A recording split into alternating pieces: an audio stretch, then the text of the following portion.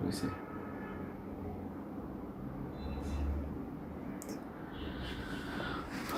Good afternoon. Royal nursing কলেজের পক্ষ থেকে প্রথম বর্ষ ফিফথ ব্যাচ বেসিক সায়েন্সের ইউনিট 6-এর কম্পোজিশন অফ ম্যাটার সম্পর্কে আজকে আলোচনা করব। তো ধন্যবাদ সবাইকে, অনেকদিন পরে সবার সাথে কথা বলতেছি। আমরা আন্তরিকভাবে দুঃখিত যে আসলে সার্বিক পরিস্থিতির কারণে আমরা আমাদের কার্যক্রম চালাতে পারি নাই। আমরা চেষ্টা করতেছি আমাদের ক্লাসগুলো যতটুকু সম্ভব তোমাদেরকে দেওয়ার জন্য। তো আমি শুরু করতে যাচ্ছি। প্রথম হচ্ছে আমরা ক্লাস চলাকালীন অবস্থায় যতটুকু আলোচনা করা হয়েছিল, ক্লাস হয়েছিল, তারপর থেকে আমরা matter, state of matter, change of state, classes of properties of matter, energy, আমরা এই বিষয়গুলো আলোচনা করেছিলাম। আমরা আজকে শুরু করব হচ্ছে কম্পোজিশন অফ ম্যাটার। তো কম্পোজিশন অফ ম্যাটার বলতে আমরা যেটা বুঝি যে ম্যাটার হচ্ছে পদার্থ, পদার্থের মধ্যে কী কী কম্পোজিশন আছে, কী কী উপাদান নিয়ে ম্যাটারটা গঠিত। তো আমরা প্রথমে দেখে নিচ্ছি যে কম্পোজিশন ম্যাটারের মধ্যে all matters can be divided into 3 classes. 3 ভাগে ভাগ করা হয়েছে ম্যাটারগুলো depending on properties of material. এটার মধ্যে ডিপেন্ড করছে এর মধ্যে কোন প্রপার্টি কম্পোজিশনে কী কী ধরনের ম্যাটেরিয়াল আছে। তাহলে আমরা বলতে পারি যে অ্যাকর্ডিং টু ম্যাটেরিয়াল বা প্রপার্টিস অফ ম্যাটেরিয়াল কী কী আছে সেগুলো আমরা দেখতে পাচ্ছি নিচে। এক নম্বর হচ্ছে এলিমেন্টস, দুই নম্বর হচ্ছে কম্পাউন্ডস আর মিক্সচার্স। আমরা এগুলো একটু বিস্তারিত দেখি কোনটা আসলে কি। Classification of elements. এলিমেন্টস বলতে আমরা যেটা বুঝি যে ম্যাটারের উপাদানগুলো কী। তো ম্যাটার সাধারণত আমরা যেটুকু জানি যে ম্যাটার 2 রকমের হতে পারে, হচ্ছে মেটাল আর হচ্ছে নন মেটাল, ধাতু এবং অধাতু। তো ধাতুগুলো কী এবং অধাতুগুলো কী সেগুলো কিছু বৈশিষ্ট্য এখানে আমরা একটু দেখে নেই। মেটাল হচ্ছে কন্ডাক্ট হিট অ্যান্ড ইলেকট্রিসিটি। তো মেটালটা হিট এবং ইলেকট্রিসিটি কন্ডাক্ট করে। কন্ডাক্ট বলতে আমরা এটা আচরণের সাথে হিট এবং ইলেকট্রিসিটি প্রয়োগ করলে মেটালটার আচরণ পরিবর্তন হয়। যেমন লোহা, কপার, সিলভার, এগুলোর মধ্যে যদি আমরা হিট প্রয়োগ করি তাহলে এগুলোর আচরণ বা আকার আকৃতি চেঞ্জ হয়ে যায়। হ্যাঁ, ইলেকট্রিসিটি প্রয়োগ করলেও সেটা ঠিক এটার আচরণ বা আকৃতিটা চেঞ্জ হয়ে যায়। তো মেটাল। 2 নম্বর বৈশিষ্ট্য আমরা দেখে নিই যে lustre similar to silver and aluminium. তো লাস্টার বলতে আমরা যেটা বুঝি যে দীপ্তি বা অগ্নিভাই ধরনের কিছু, যেটা হচ্ছে সিলভার এবং অ্যালুমিনিয়াম এগুলা থেকে দীপ্তি ছড়ায়, বা যেটাকে আমরা যেমন লোহা বা সিলভার বা অ্যালুমিনিয়াম যখন আমরা এটাকে সেপারেট করা হয় বা চূর্ণ বিচূর্ণ করা হয় তখন, বা এটাকে তাপ দেওয়া হয় তখন সেখান থেকে লাস্টারটা বের হয়। Reflect light and ductile. এটার মধ্যে আলো দিলে রিফ্লেক্ট হয়, যেমন টিনের উপরে যখন আলো পড়ে বা লোহাতে যখন আলো পড়ে বা সিলভারের উপরে যখন আলো পড়ে তখন রিফ্লেক্ট হয়। অ্যান্ড ডাকটাইল বা ডাকটিসিটি যেটা হচ্ছে যেটা নমনীয়তা, যেমন আমরা লোহাকে আমরা বাঁকাতে পারি বা সিলভারকে বাঁকাতে পারি, এটা একটা নির্দিষ্ট সহনীয় পর্যায় পর্যন্ত এটাকে আমরা বাঁকানো যায়। Solid at room temperature but mercury is liquid. তো মার্কারিটা শুধু লিকুইড থাকে, বাকি সে যতগুলো মেটাল আছে সবগুলাই রুম টেম্পারেচারে সলিড থাকে, শক্ত যে অবস্থানে থাকা কথা সেই অবস্থানে থাকে। এক্সাম্পল স্বরূপ আমরা বলতে পারি যে iron, copper and silver. Then non metals. Non মেটালসের মধ্যে যেমন don't conduct heat and electricity. এটা হিট এবং ইলেকট্রিসিটি দিলে এটা কন্ডাক্ট হয় না। Little lustre and seldom reflect light. এটা লিটল লাস্টার অল্প পরিমাণ দ্যুতি ছড়ায় এবং কদাচিৎ বা মাঝে মধ্যে এটা রিফ্লেক্ট করতেও পারে, নাও করতে পারে। and cannot be pounded into the thin sheets or non-ductile and are brittle. তো এটা যেটা হয় ক্যানট বি পন্ডেড, যেটা আমরা বলি যেটা থিন শিট, এটা চূর্ণ বিচূর্ণ হয়ে যায়। অ্যান্ড থিন শিটস আর নন ডাক্টার, এবার নমনীয় না, এটাকে বাঁকানোর চেষ্টা করলে এটা ভেঙে যায়, এটা অ্যালুমিনিয়াম বা সিলভারের মতো বা লোহার মতো এটাকে বাঁকানো যায় না, নমনীয়তা এটার মধ্যে থাকে না। অ্যান্ড ব্রিটল, এটাও যে ভেঙে চূর্ণ বিচূর্ণ হয়ে যায়। আর solid, liquid or gas at room temperature, এটা রুম টেম্পারেচারে সলিড, লিকুইড এবং গ্যাস বিভিন্ন তিনটা ফর্মে এটা থাকে বা থাকতে পারে। এক্সাম্পল স্বরূপ যেমন হিলিয়াম, ব্রোমাইন, কার্বন, এগুলো হচ্ছে নন মেটাল। এখন দেখি আমরা কম্পাউন্ডসটা আসলে কি। শব্দ শুনে এটা বোঝা যাচ্ছে যে আসলে কম্পাউন্ডটা কী হতে পারে, এটা একটু জটিল। এখানে অনেকগুলো সাবস্টেন্স থাকতে পারে, যে compound are substances that can be broken down into simpler substances by chemical means. এখানে একটা কেমিক্যাল রিয়াকশন হয়, অনেকগুলো কম্পোজিশন একসাথে অ্যাড হয়ে একটা যৌগিক যৌগ তৈরি হয়, যেটাকে আমরা বলতে পারি যেমন এক্সাম্পল স্বরূপ acetaminophen, sulphuric acid, baking soda, magnesium hydroxide. এগুলো একটা অনেকগুলো কেমিক্যাল একসাথে, সাবস্টেন্স একসাথে করার পরে একটা নতুন ধরনের কেমিক্যাল তৈরি হয়, সেটাকে আমরা বলি যে কম্পাউন্ডস। অনেকগুলো কেমিক্যাল একসাথে সংযুক্ত হয়ে যেগুলো উপাদানগুলো তৈরি হয় সেটাকে বলা হয় কম্পাউন্ডস। অ্যান্ড মিক্সচার, 3 নম্বরটা ছিল হচ্ছে মিক্সচার।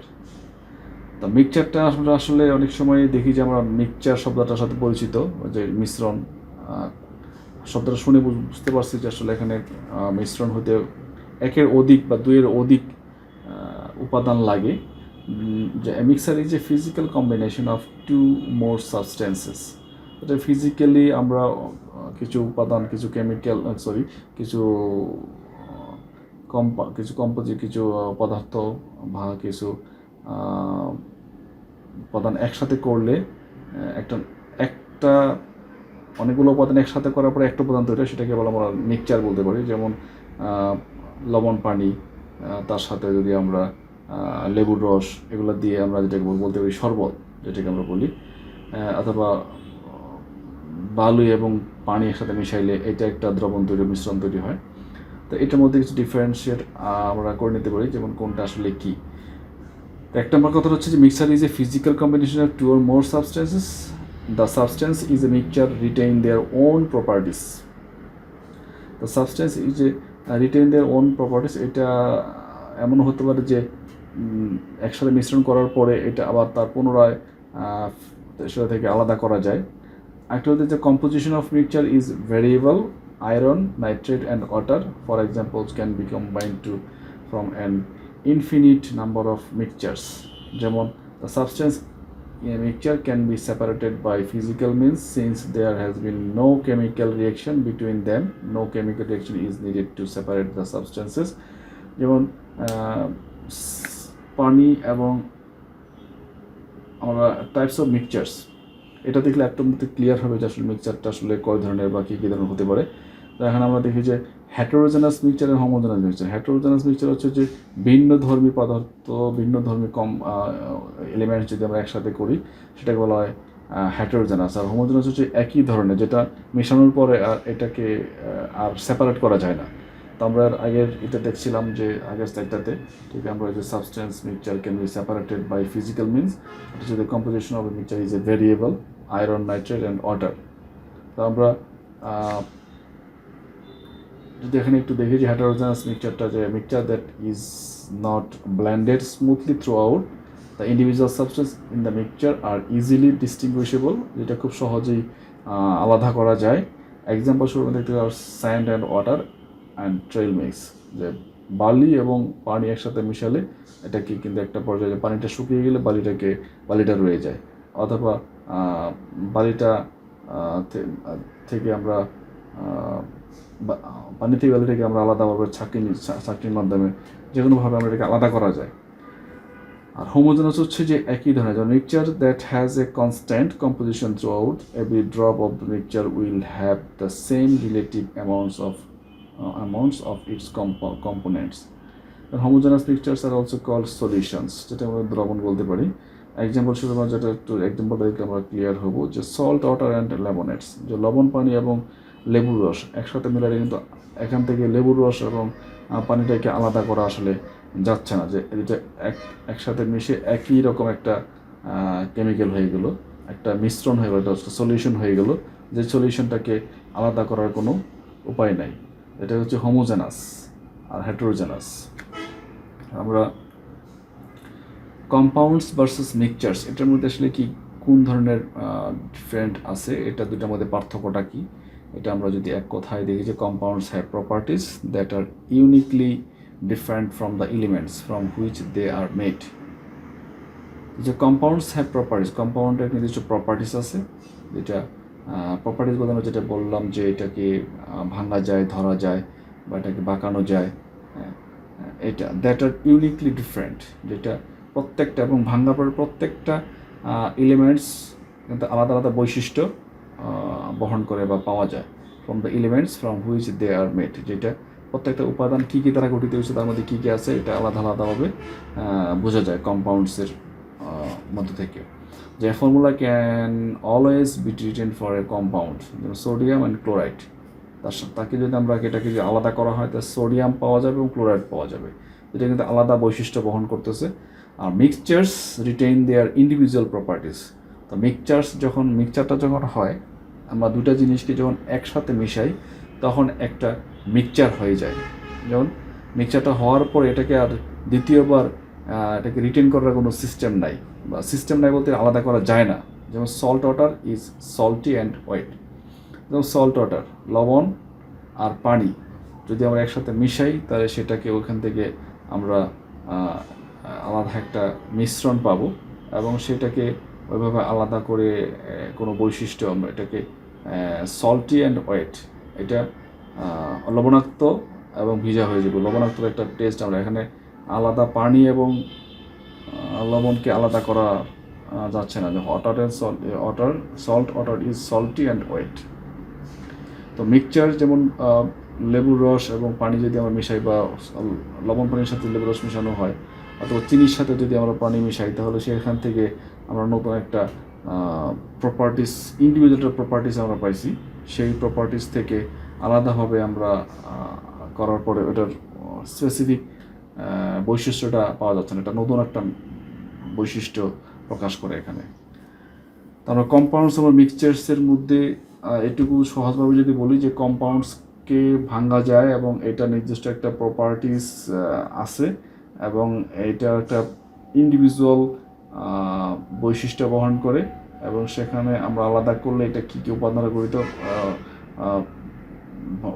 তার বিশ্লেষণ করার পরে যে অংশগুলো পাওয়া যাবে সেই অংশগুলো কোনটার মধ্যে কী আছে সেটা আমরা সঠিকভাবে জানতে পারি, কিন্তু মিক্সচারের মধ্যে সেটা পাওয়ার সম্ভাবনাটা নাই। তো আমরা এই খুব অল্প সময়ের মধ্যে আমরা এটা মোটামুটি বেসিক কথাগুলো আমরা একটু জানার, যদি কোনো প্রশ্ন থাকে আমরা এটা পড়ার পরে আমরা প্রশ্নগুলো নোট করব, নোট করার পরে যদি কোনো প্রশ্ন থাকে আমরা পার্সোনালি আমাকে নক করলে আমি সেটার উত্তর দিয়ে দিব। এটা জাস্ট ঘরে বসে আমরা আমাদের অবসর সময়টুকু যতটুকু সম্ভব আমরা সলভ করে নেব, যাতে আমাদের পরবর্তী সময় ক্লাস শুরু হইলে আমাদের এগুলো একটু অন্তত ধারণা থাকে। আমরা কিছু কোশ্চেন আমরা এখানে দিয়ে যেগুলো, যে কোশ্চেনগুলো সাধারণত পরীক্ষার জন্য ইম্পর্টেন্ট, বা আমাদের এই চ্যাপ্টার থেকে, এই টপিক থেকে কোশ্চেন হওয়ার মতো। Classification of matter, what are the composition of matter, mention the classification of elements with example, mention examples of compounds, mention the types of mixtures with example। মোটামুটি এই কয়টা কোশ্চেন অ্যান্সার এর মধ্যে আছে, আমরা চেষ্টা করবো যে কোশ্চেনগুলো সলভ করার জন্য। আর যেহেতু এটা সায়েন্সের সাবজেক্ট, এগুলো আমরা যারা সায়েন্সে পড়ি নাই আগে তাদের জন্য হয়তো একটু কঠিন হবে, আর যারা সায়েন্সে পড়ি তাদের জন্য খুব ইজি হবে। তারপর সহজ এবং কঠিন কোনো বিষয় না, যদি আমরা টাচে থাকি তাহলে হয়তো বা আমরা নিজেদের সহজ করে নিতে পারবো। তো আজকে এই পর্যন্তই, ইনশাল্লাহ আমরা পরবর্তী সময়ে পরে যে টপিকটা আছে সেটা নিয়ে কথা বলবো। ধন্যবাদ সবাইকে।